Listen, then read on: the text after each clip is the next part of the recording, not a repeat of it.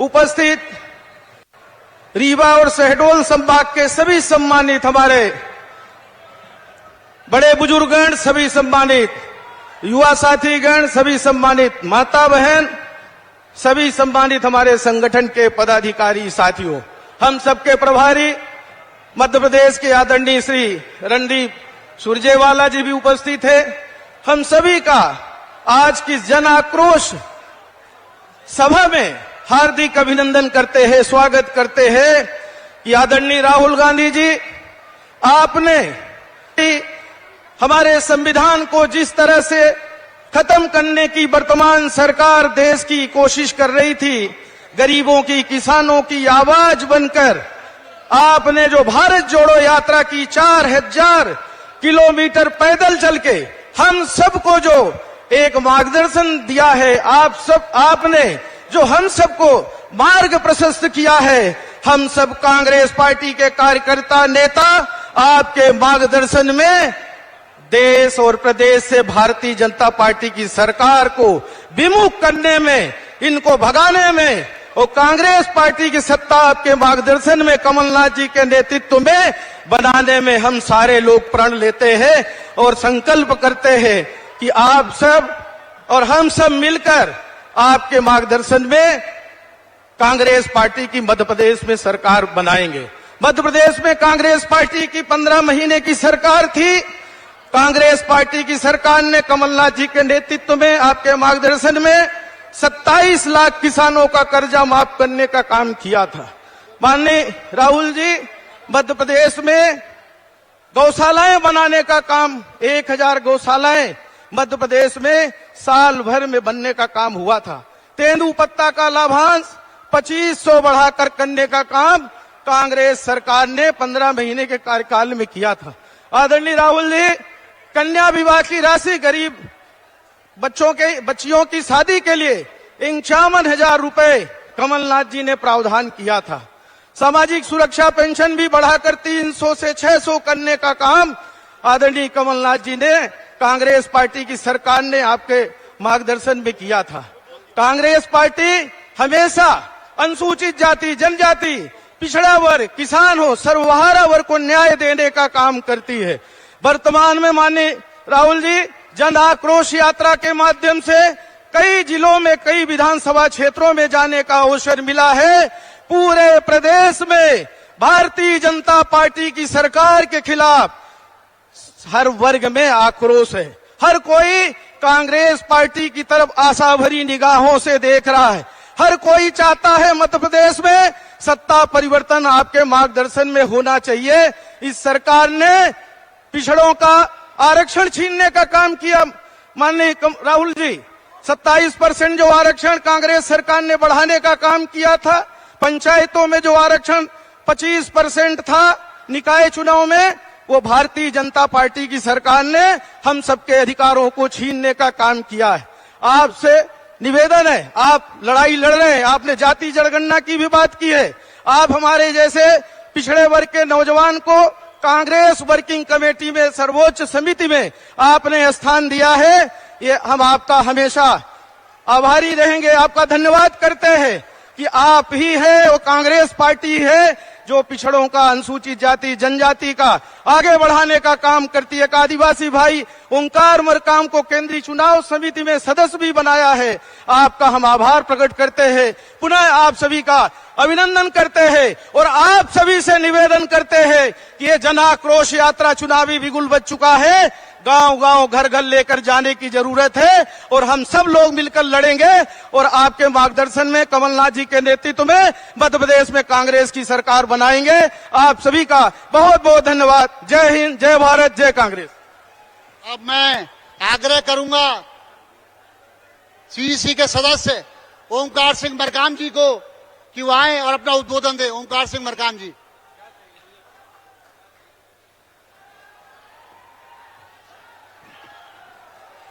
भारत माता की, भारत माता की। हमारे हिंदुस्तान के दिल के धड़कन और आदिवासियों के हमारे परिवार के मुखिया आदरणीय राहुल गांधी जी हमारे मुख्यमंत्री आदरणीय कमलनाथ जी और हमारे नेता पूर्व मुख्यमंत्री आदरणीय दिग्विजय सिंह जी, आदरणीय रणदीप सुरजेवाला जी, संजय कपूर जी, उपस्थित हमारे सभी नेतागण और सभी सम्मानित गांव-गांव से आए हुए हमारे कांग्रेस के जाबाज शानदार नौजवान माता बहनें, हमारे सभी साथियों, आज हमारे बीच में हमारे एक ऐसे महान नेता उपस्थित हैं जिनकी सोच है कि आदिवासियों का विकास हो, दलितों का विकास हो, पिछड़ों का विकास हो, देश के अंदर गरीबों को भी उन्नति का हक मिले। एक तरफ अमीर लोग इस देश को बेचने का काम कर रहे हैं, वहीं पर माननीय राहुल गांधी जी आपके हमारे न्याय के लिए कंधे से कंधे मिलाकर गरीबों की आवाज बन रहे हैं। हम माननीय राहुल गांधी जी से ये कहना चाहेंगे कि राहुल गांधी जी आप इसी तरह संघर्ष करिए, ये पूरा हमारे जनमानस आपके साथ है। राहुल जी संघर्ष करो, राहुल जी संघर्ष करो। आज हमारे साथियों, आज हमको सोचना पड़ेगा कि जिस तरह से पूंजीपतियों के खिलाफ राहुल जी लड़ रहे हैं, ये गांव-गांव के हमारे गरीब आदिवासियों के साथ हमारे जिस तरह से भाजपा के लोग अन्याय कर रहे हैं, आज राहुल जी हमारे इंदिरा जी के पदचिन्हों पे चल रहे हैं, राजू जी के पदचिन्हों में चल रहे हैं। मेरे भाइयों, इस देश के अंदर अमीरों से लड़ते लड़ते श्रीमती इंदिरा गांधी जी देश के लिए जीवन दिया, अमीरों से लड़ते लड़ते स्वर्गीय राजीव गांधी जी देश के लिए जीवन दिया। आज गरीबों के लिए हमारे राहुल गांधी से कंधे मिलाकर के लड़ रहे हैं। मैं कहना चाहूंगा 17 तारीख को मध्य प्रदेश का भविष्य बदलने का आपको अधिकार मिला है। पंजा छाप की बटन दबा करके माननीय कमलनाथ जी को मुख्यमंत्री बनाना है, ये मैं आपसे अनुरोध करना चाहता हूं। और ये तो 2023 तो टेरर है, पिक्चर बाकी है। 24 में राहुल गांधी को प्रधानमंत्री बनाना है। बताइए हमारे नेता राहुल गांधी जी 24 में प्रधानमंत्री बनेंगे और हमारे कमलनाथ जी मुख्यमंत्री 23 में बन रहे हैं। आप सबका बहुत बहुत धन्यवाद करते हुए कार्यकर्ताओं से एक अपील करता हूं, मेरे जैसे गरीब आदिवासी को माननीय राहुल गांधी ने केंद्रीय चुनाव समिति में बनाया है। मैं आज आपसे कहना चाहता हूं, भाई साहब, ये आदिवासी हमारा व्यवहारी जयसिंहनगर, जैतपुर, उमरिया के तीनों समिति में बनाया है। मैं आज आपसे कहना चाहता हूं, भाई साहब, ये आदिवासी हमारा व्यवहारी जयसिंहनगर, जैतपुर, उमरिया के तीनों ये पूरा सीट कांग्रेस का जीतेगा, ये मैं विश्वास दिलाना चाहता हूं।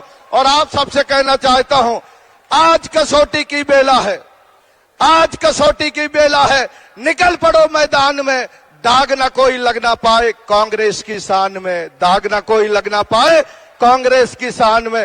राहुल गांधी, राहुल गांधी, कमलनाथ जी, बहुत बहुत धन्यवाद। अब मैं आग्रह करूंगा पूर्व नेता प्रतिपक्ष अजय सिंह राहुल भैया से कि वो आए और वो भी अपना उद्बोधन दें। राहुल भैया।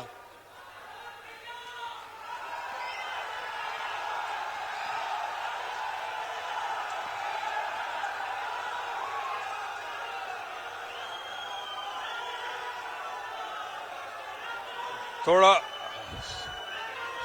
शांति बढ़ती, थोड़ा शांत हो जाए भाई। अपने बीच में पधारे कांग्रेस पार्टी के नहीं, हिंदुस्तान के आवाम के राष्ट्रीय नेता आदरणीय राहुल गांधी जी,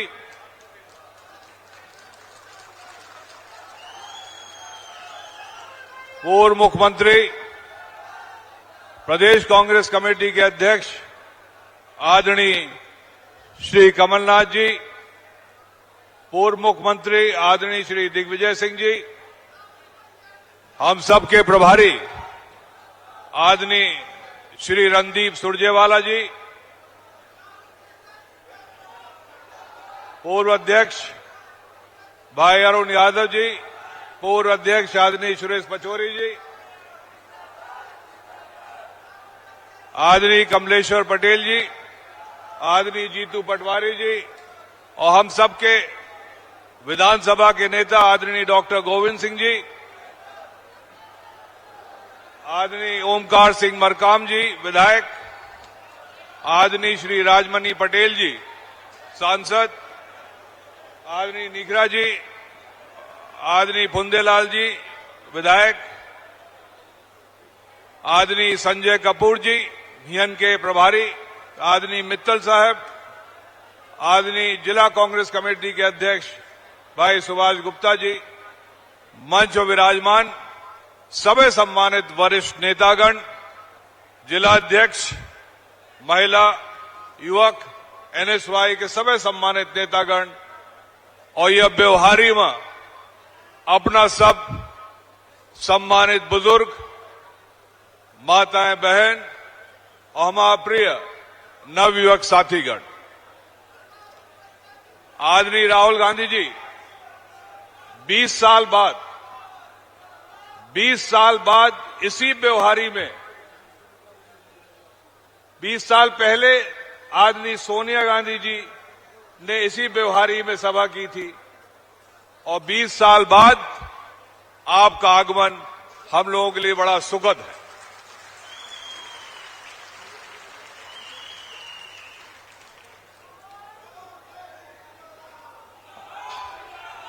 आदरणीय राहुल गांधी जी एकमात्र यह उम्र के नेता हैं जौन दाऊ साहब हरदम लड़ाई लड़िन आदिवासी भाईन खातिर, महाजन आयोग बनाए के पिछड़ा वर्ग खातिर, हरिजन भाईन खातिर, वह लड़ाई आदरणीय राहुल गांधी जी यह समय हिंदुस्तान की आवाज बन के लड़ रहे हैं। ये एकमात्र नेता ही ये कन्याकुमारी से कश्मीर तक पदयात्रा कीन, अपने खातिर नहीं लेकिन देश के अखंडता बची रहे, हियन के संविधान बचा रहा है, हम सब जने आजाद भारत के देशवासी वह हिसाब से सिर ऊंचा उठा के चल सकी, न कि जैसन आज धकेला जा रहा है एक वर्ग विशेष के लोगन का, एक ऐसन सत्ता में है दिल्ली में जे हम सब जनन का बंटवारा के राजनीति करत हैं और वह तरफ आदरणीय राहुल गांधी जी जोड़े के राजनीति करत हैं। यह बड़ी विशेषता है इनका।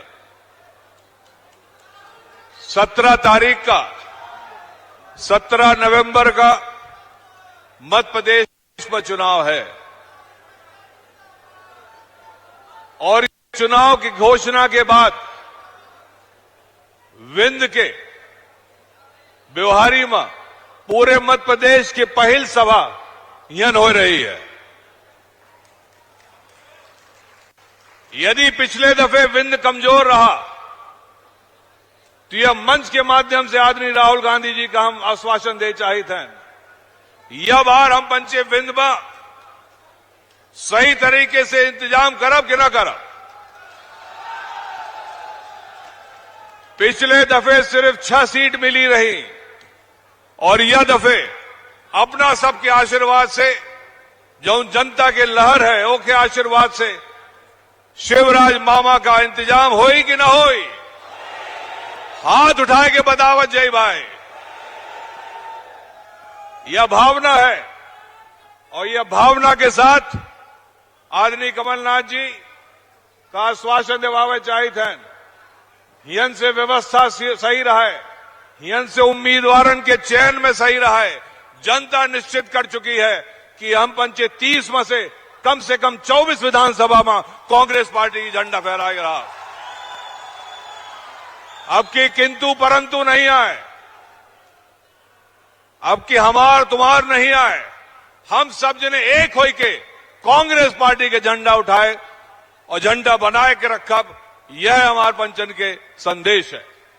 अब अंत में आदरणीय राहुल गांधी जी अपना हम पंचन के बीच में पधारन, लेकिन यह दुई संभाग के बीच के सभा है। अब दोनों संभाग की अलग अलग सभा हो तब और हम पंचन का ताकत मिली। धन्यवाद। जय हिंद।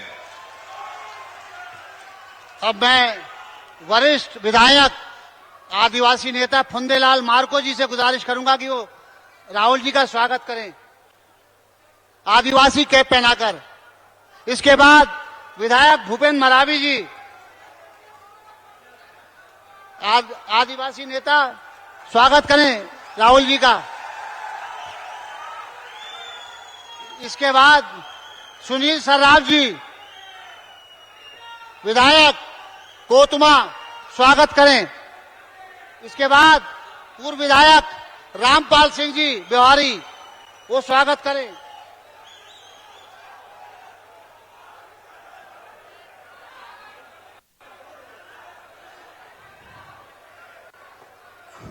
अब मैं आग्रह करूंगा ओमकार सिंह मरकाम जी से, वो भी राहुल जी का स्वागत करें। ओमकार सिंह मरकाम जी। अब मैं आग्रह करूंगा आदरणीय कमलनाथ जी से कि वो आए और आप सबको उद्बोधन दें। आदरणीय कमलनाथ जी।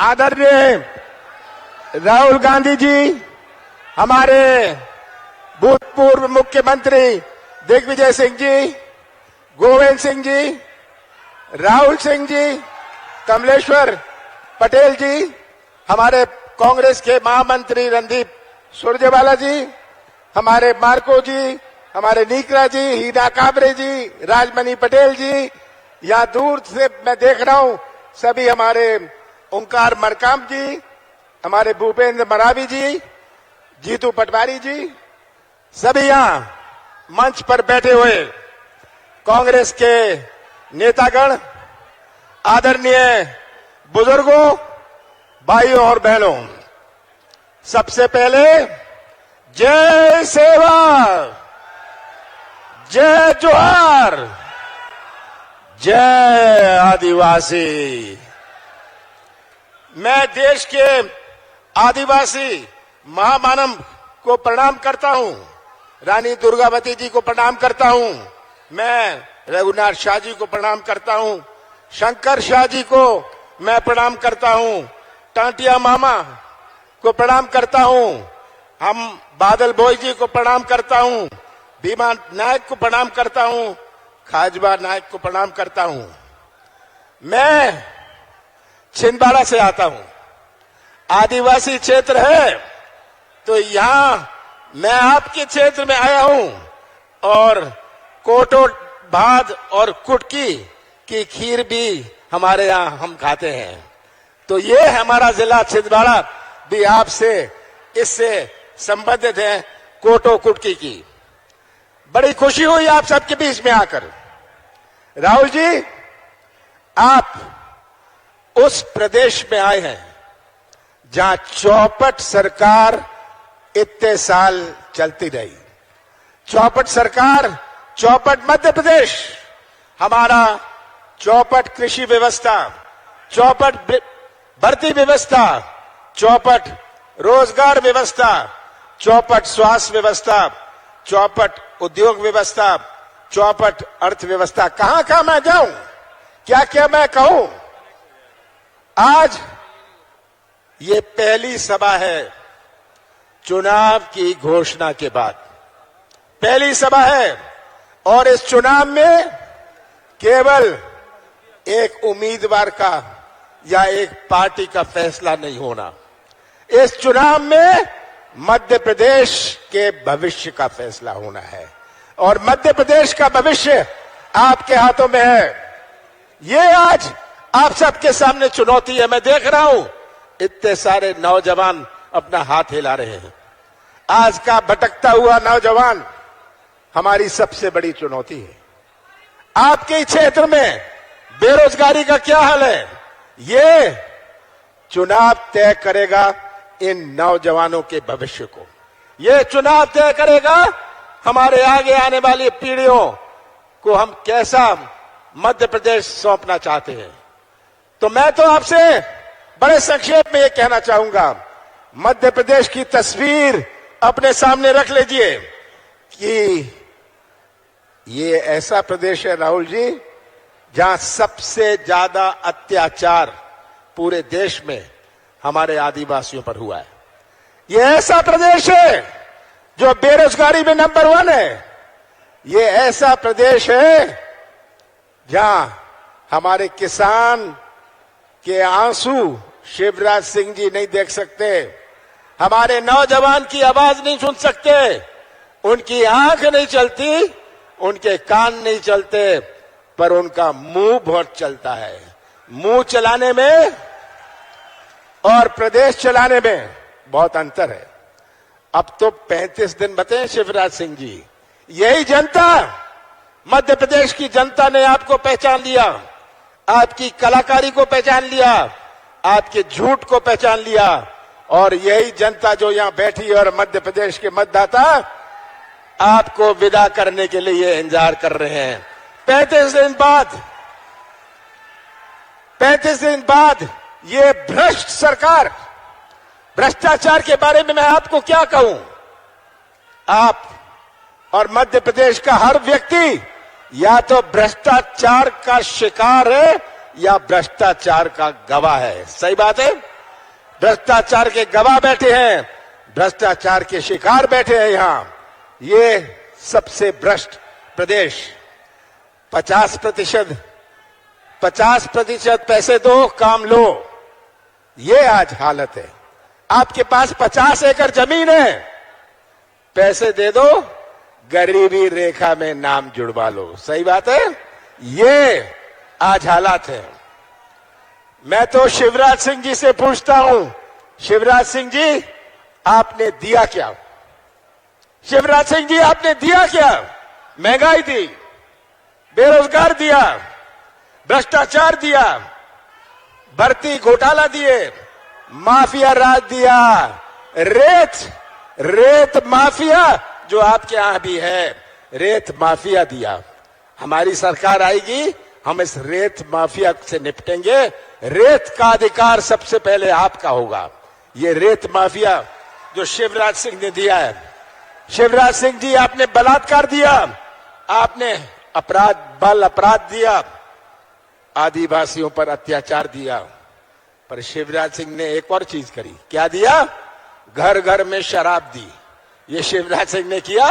ये शिवराज सिंह जी की उपलब्धि है। हमारी सरकार बनी थी, आपने बनाई थी, मध्य प्रदेश की जनता ने बनाई थी। 15 महीने हमारी सरकार चली। 11.5 महीने मुझे मिले काम करने के कि लोकसभा चुनाव था।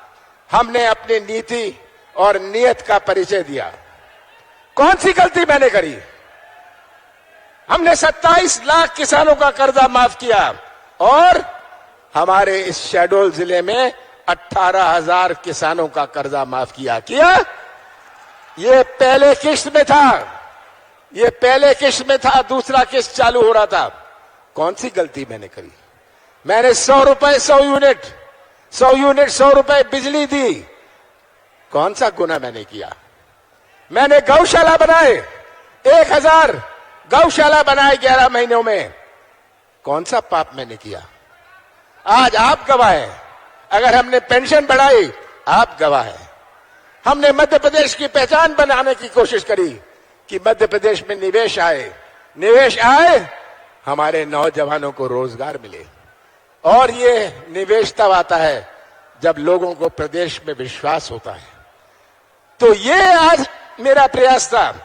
आज शिवराज सिंह जी से मैं यही कहना चाहता हूं, शिवराज जी, अब जनता ने आपको अच्छी तरह पहचान लिया है और 35 दिन में आपका जो दबाने का, छिपाने का, घबराने का कार्यकाल रहा है, ये समाप्त होने जा रहा है। ये जनता आपको केवल विदाई नहीं करेगी, बड़े प्यार से विदा करेगी और फिर से कांग्रेस की सरकार बनेगी। हम विकास का एक नया इतिहास बनाएंगे और आपसे मैं विनती करता हूं, मध्य प्रदेश की तस्वीर रख लीजिएगा सामने, सच्चाई का साथ दीजिएगा, सच्चाई का साथ दीजिएगा। ये आप सच्चाई का साथ देंगे तो शेड्यूल के 3 सीटों का झंडा हमारे मध्य प्रदेश की विधानसभा में लहराएगा। आप सबका बहुत बहुत धन्यवाद। हमारा बड़ा सौभाग्य है कि कमलनाथ जी के नेतृत्व में 2017 में मंदसौर में शंखनाद चुनाव का हुआ था। आदरणीय राहुल गांधी जी ने उस सभा को संबोधित किया था और आज भी ये शंखनाद हो रहा है कि यकीनन कांग्रेस को विजयश्री दिलाएगा और मध्य प्रदेश में कांग्रेस की सरकार बनेगी। अब मैं आमंत्रित कर रहा हूं हमारे नेता राहुल गांधी जी को, वो आए और संबोधन करें। Rahul Gandhi, Rahul Gandhi, Congress party, Congress party. धन्यवाद।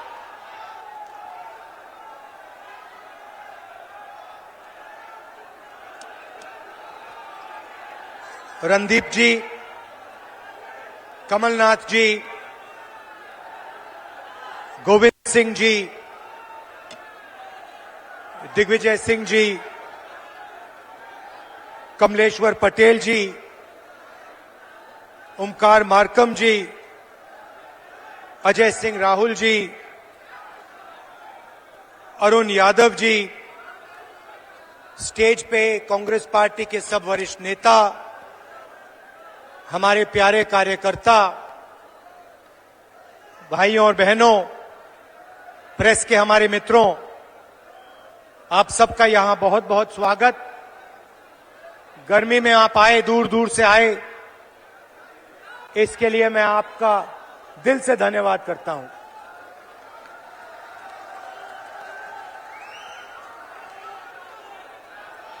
अडवाणी जी ने अपनी किताब में लिखा था, उन्होंने एक किताब लिखी थी और किताब में लिखा था कि जो आरएसएस और बीजेपी की सच्ची लेबोरेटरी, मतलब सच्चा कारखाना गुजरात में नहीं है मगर मध्य प्रदेश में है, ये उनका कहना था। तो जब मैं इस भाषण की तैयारी कर रहा था तो मैंने सोचा, अडवाणी जी ने कहा था कि मध्य प्रदेश उनकी लेबोरेटरी है, उनका कारखाना है, तो चलो देखते हैं आरएसएस और बीजेपी की लेबोरेटरी में, कारखाने में ये क्या क्या काम कर रहे हैं। 2-3 उदाहरण आपको देना चाहता हूं। बीजेपी की लेबोरेटरी में मरे हुए लोगों का इलाज किया जाता है और उनका पैसा चोरी किया जाता है। हिंदुस्तान के किसी और प्रदेश में मरे हुए लोगों का इलाज नहीं होता है, मध्य प्रदेश में मरे हुए लोगों का इलाज होता है और पैसा चोरी किया जाता है।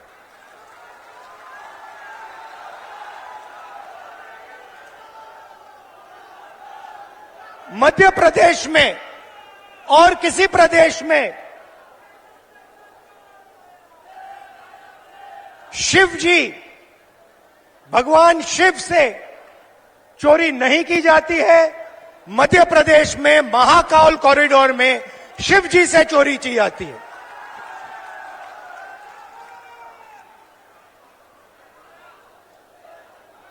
बच्चों के जो स्कूल यूनिफॉर्म होती है, उनका मिड डे मील का भोजन का पैसा होता है, वो बीजेपी लेबोरेटरी में उनसे चोरी की जाती है।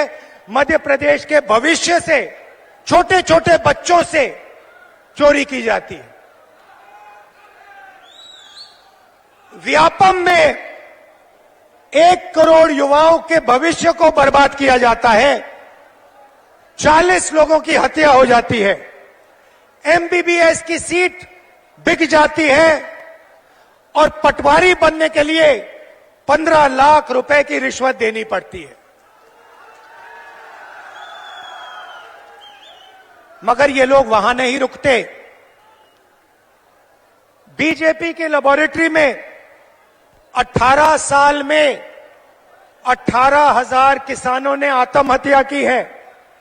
हर रोज 3 किसान बीजेपी की लेबोरेटरी में आत्महत्या कर डालते हैं। मंदसौर में बीजेपी की लेबोरेटरी में को गोली मारी जाती है,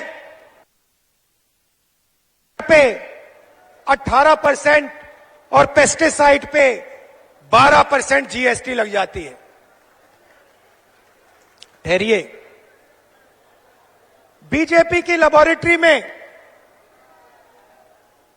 हर रोज महिलाओं का बलात्कार होता है। 12 साल की में रेप होता है। भोपाल में एक लड़की का बलात्कार होता है और जब उसका भाई उसे बचाने की कोशिश करता है तो पुलिस के सामने उसकी हत्या कर दी जाती है। ये बीजेपी आरएसएस की लेबोरेटरी का काम। 45 सिलेंडर 11 और जहां भी देखो वहां पे प्राइवेटाइजेशन और कॉन्ट्रैक्टलाइजेशन किया जा रहा है। यह काम बीजेपी की लेबोरेटरी में आपके सामने किया जाता है। बीजेपी के लेबोरेटरी में आदिवासी जिला है। बीजेपी के नेता आदिवासियों के ऊपर पेशाब करते हैं।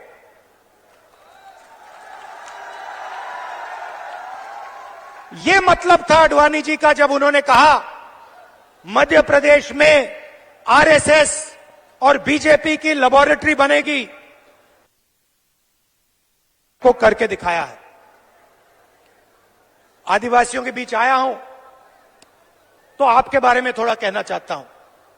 देखिए, शब्द बहुत जरूरी होते हैं। जब कमलनाथ जी भाषण देते हैं, हमारे नेता भाषण देते हैं, भाषण देते थे, मैं भाषण देता हूं, ऐसी शब्द का प्रयोग करते हैं। आपने हमारे मुंह से कभी वनवासी शब्द सुना है? आदिवासी शब्द बीच में फर्क क्या है? आदिवासी शब्द का मतलब हिंदुस्तान के वासी जो यहां पहले आए थे। आदिवासी शब्द का मतलब जब पहले हिंदुस्तान आया, पहले लोग जो यहां रहते थे, जो इस जमीन के मालिक थे, उनको हम आदिवासी कहते हैं। मतलब यह कोई खोखला शब्द नहीं है। इसका मतलब हिंदुस्तान की जमीन, जल, जंगल पर आपका सबसे पहला हक बनता है। यह है इसका मतलब। दूसरी तरफ वनवासी मतलब आपका जमीन पे हक नहीं बनता। आप तो जंगल में रहते हो। इसीलिए बीजेपी के लोग, बीजेपी के नेता आदिवासियों पर पेशाब करते हैं। और जब कोविड का समय आता है तो जो जानवर को भी खिलाया नहीं जा सकता, वो मध्य प्रदेश के आदिवासियों को खिलाने की कोशिश करते हैं। सड़ा हुआ अनाज आपको देते हैं। इनका कहना है कि आपको जंगल में रहना है। इनका कहना है कि आपके बच्चों को ना इंजीनियर बनना है, ना लॉयर बनना है, कि आपको बैंक लोन नहीं मिलना चाहिए, आपको आवास योजना में सही पैसा नहीं मिलना चाहिए, क्योंकि आप जंगल के हो, आपको जंगल में रहना चाहिए और आपको जंगल में मरना चाहिए। यह है आदिवासी और वनवासी शब्दों का फर्क।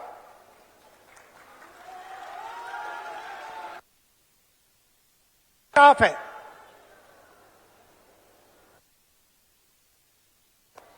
जमीन का हक मिलना चाहिए, जंगल का हक मिलना चाहिए। और हम कानून लाए, क्योंकि हम खोखले वायदे नहीं करते। हम पैसा कानून लाए, हम फॉरेस्ट राइट एक्ट कानून लाए। अब इन पैसा कानून में साफ लिखा था, जमीन लेनी है, चाहे वो हिंदुस्तान का सबसे बड़ा उद्योगपति हो, अदानी हो, कोई भी हो, अगर जमीन लेनी है तो पहले जाकर हाथ जोड़कर ग्राम सभा के से जाकर पूछिए, नहीं तो जमीन नहीं ले सकते। ये कानून बनाया हमने।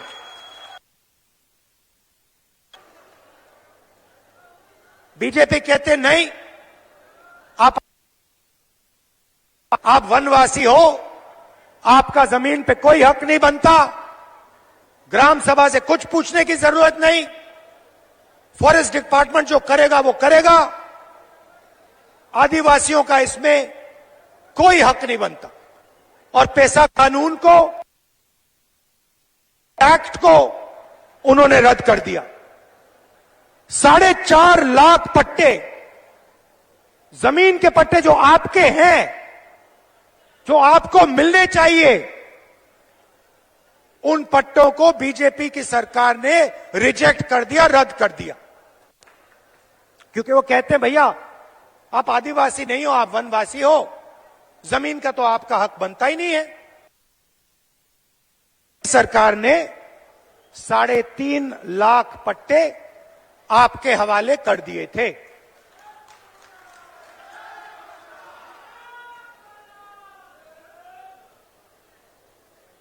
बीजेपी सरकार ने धमकी देकर, डराकर आपसे जमीन छीनी। जोबट में, मंडला में, डिंडोरी में आपने धरना की, आप खड़े हो गए, आपने कहा हम आपको जमीन नहीं देना चाहते, मगर हिंसा के साथ सरकार के बल को प्रयोग करके आपको हटाया गया और जो आपका है आपसे छीना गया। जल, जमीन और जंगल,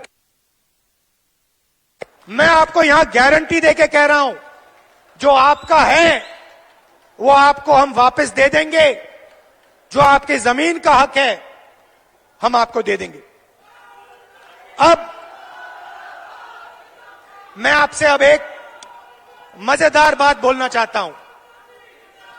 इस बात को आप गहराई से सुनिए, क्योंकि ये आपके भविष्य के लिए बहुत जरूरी बात है।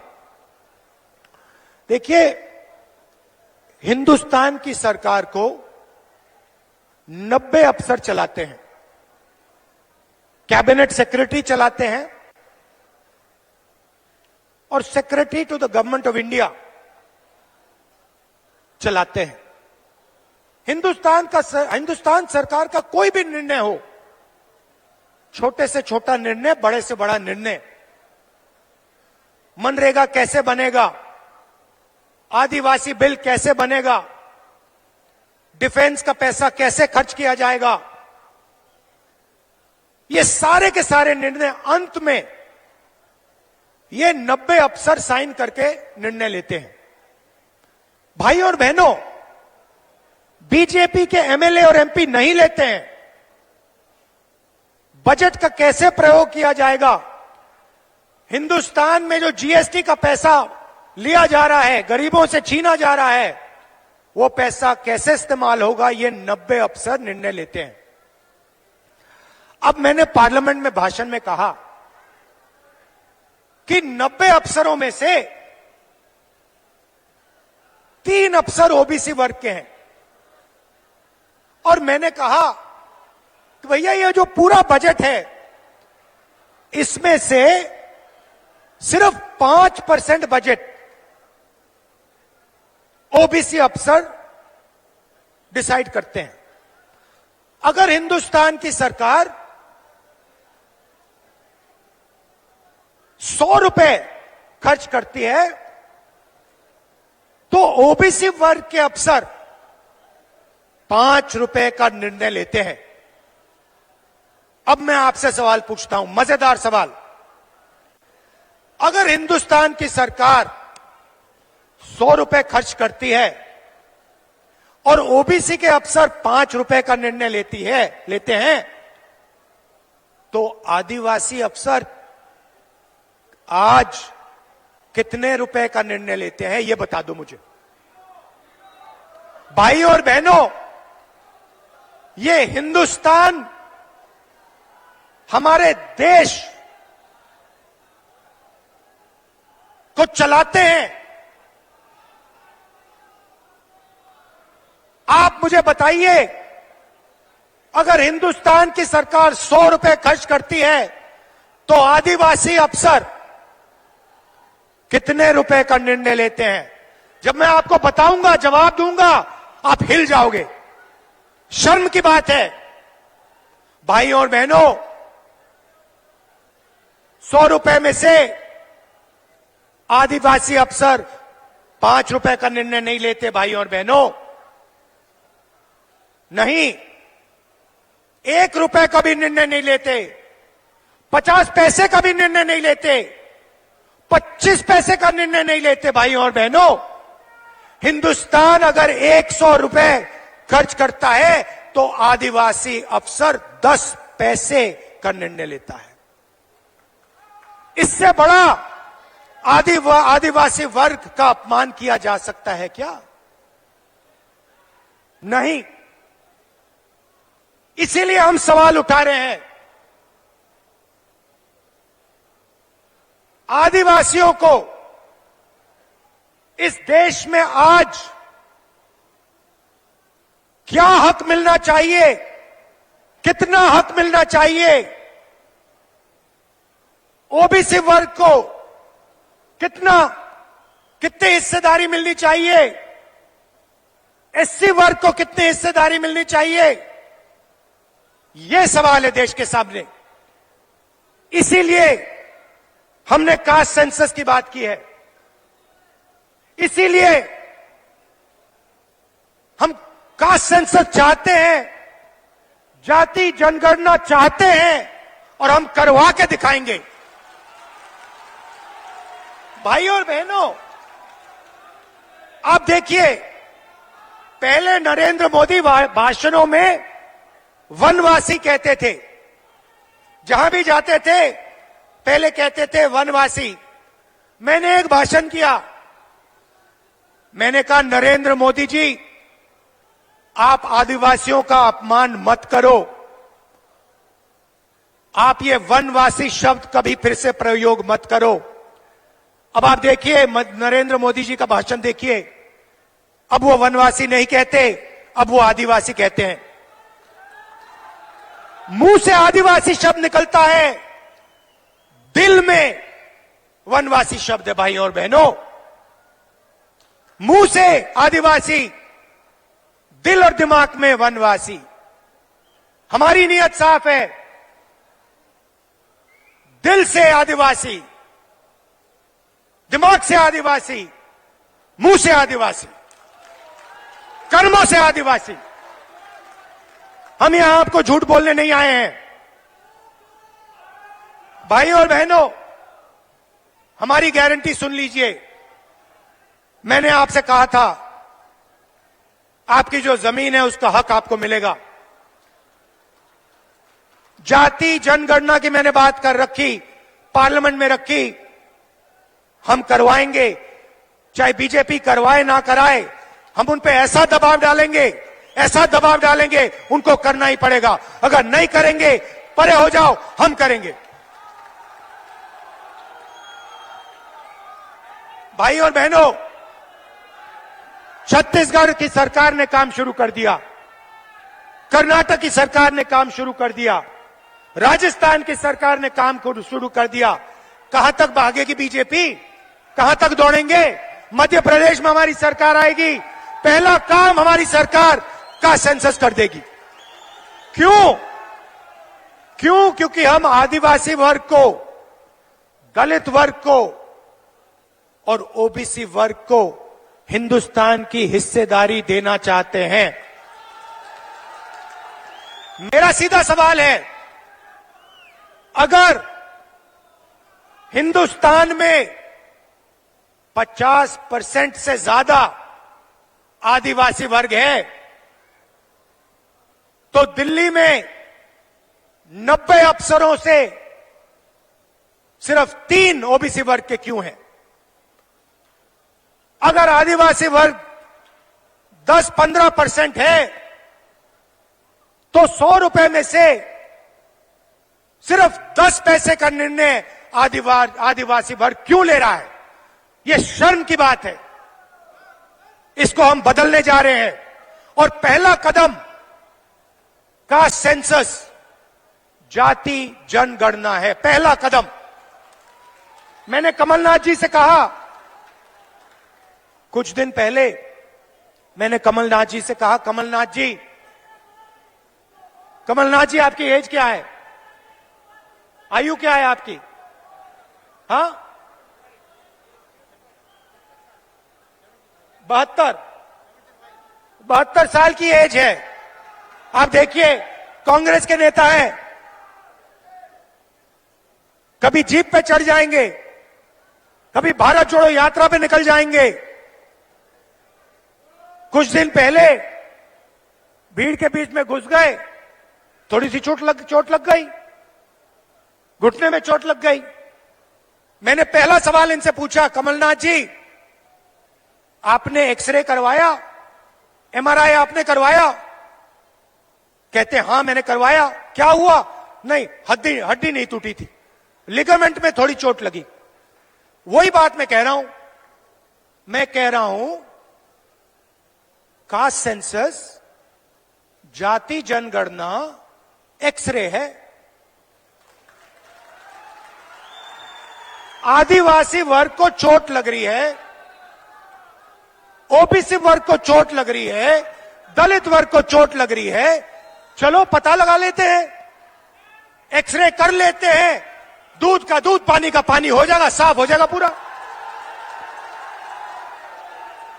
अब मैं नरेंद्र मोदी को चैलेंज दिया, मोदी जी आप प्रधानमंत्री हो, देश का एक्सरे करा दो। कांग्रेस पार्टी ने जाति जनगणना की थी, उसका जो डेटा है मध्य प्रदेश की जनता के सामने, ओबीसी युवाओं के सामने रख दो। कभी नरेंद्र मोदी जी पाकिस्तान की बात करेंगे, कभी अफगानिस्तान की बात करेंगे, कभी साउथ इंडिया की बात करेंगे। क्या मतलब? इधर ध्यान करवाएंगे, उधर दिखवाएंगे, ऊपर दिखवाएंगे, नीचे दिखवाएंगे। अरे नरेंद्र मोदी जी का सेंसस है, जाति जनगणना, उसके बारे में अपने भाषण में बोल दीजिए। अब मध्य प्रदेश का हर ओबीसी हर ओबीसी युवा, भाइयों और बहनों, मैं आपकी बात कर रहा हूं, आपके भविष्य की बात कर रहा हूं। आप बेरोजगार क्यों हो? समझो, बेरोजगार हो क्योंकि आपके लोग हिंदुस्तान की सरकार को नहीं चला रहे, बजट के निर्णय नहीं ले रहे। कल भाइयों और बहनों, ओबीसी भाइयों और बहनों, युवाओं, प्रेस कॉन्फ्रेंस हो रही थी, मजेदार। मुझसे सवाल पूछ रहे हैं मोदी जी के बारे में, इजराइल के बारे में, अलग अलग सवाल। मैंने एक सवाल रख दिया सामने। मैंने प्रेस वालों से पूछा, भैया एक बात बता दो, आप यहां पे 200-300 लोग,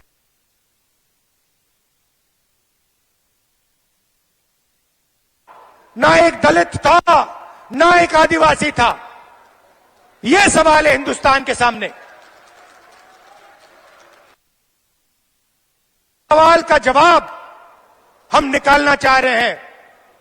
ओबीसी युवा हैं कितने, उनकी भागीदारी कितनी होनी चाहिए, यह हम जानना चाह रहे हैं। नरेंद्र मोदी छुपाना चाह रहे हैं सच्चाई, बताना नहीं चाह रहे हैं। इसीलिए वो कभी पाकिस्तान की बात करेंगे, कभी वो साउथ इंडिया की बात करेंगे, कभी वो चुनाव की बात करेंगे, जाति जनगणना की बात नहीं कर सकते। रिमोट कंट्रोल कहीं और है, अदानी के पास रिमोट कंट्रोल। तो कांग्रेस ने क्या वायदे किए? झूठे वायदे नहीं, मोदी जी वायदे नहीं, 15 लाख रुपए वायदे नहीं। मैंने आज कमलनाथ जी से कहा, रणदीप सुरजेवाला जी से कहा हेलीकॉप्टर में आते हुए कि देखिए, वायदे वो ही करने हैं जो पूरा हो सके, नहीं तो टाइम जाया मत कीजिए। हम सच्चाई बोलना चाहते हैं, हम मध्य प्रदेश की जनता से मोहब्बत करते हैं, हम झूठ नहीं बोलेंगे। तो सच्चे वायदे मैं आपको बता देता हूं। कर्नाटक में किया, या हम करने जा रहे हैं। माताएं और बहनें, पहली बात आपके लिए, 1500 रुपए हर महीने आपके बैंक अकाउंट में। मोदी जी ने 1000 रुपए का सिलेंडर बनाया है, सरकार आते ही 500 रुपए का आपका सिलेंडर आपके घर में मिल जाएगा। 1000 रुपए आपको देने नहीं पड़ेंगे। 100 यूनिट बिजली मुफ्त में, और हमारे आदिवासी भाइयों के लिए, बहनों के लिए तेंदुपत्ता 4000 रुपए का। कहना चाहता था, इतनी गर्मी में दूर से आए, आपने इतना प्यार दिया, इतनी मोहब्बत से आपने मेरी बात सुनी। और सिर्फ आपने नहीं, मध्य प्रदेश के युवाओं ने टीवी पे आपने मेरी बात सुनी, समझी, और इस बात पे आप निर्णय लेने जा रहे हो, अपने भविष्य पे आप निर्णय लेने जा रहे हो। इसके लिए दिल से मैं धन्यवाद करता हूं आपका। जहां भी मेरी जरूरत हो, जब भी मेरी जरूरत हो, चाहे आप किसी भी वर्ग के हो, आदिवासी हो, कोई भी हो, किसी भी धर्म के हो, आप सिर्फ मुझे बुलाइए, मैं हाजिर हो जाऊंगा। दिल से आपका धन्यवाद। नमस्कार, जय हिंद। सुभाष गुप्ता जी जिला कांग्रेस के अध्यक्ष आभार व्यक्त करेंगे। जिला कांग्रेस कमेटी के अध्यक्ष सुभाष गुप्ता जी आभार व्यक्त करेंगे। परम सम्मानित इस देश के नेता, एक बात मैं क्लैरिफाई करना चाह रहा हूं। तेंदुपत्ता की जो मजदूरी का पैसा है, उसको हम 3000 रुपए से 4000 रुपए तक बढ़ा रहे हैं। धन्यवाद।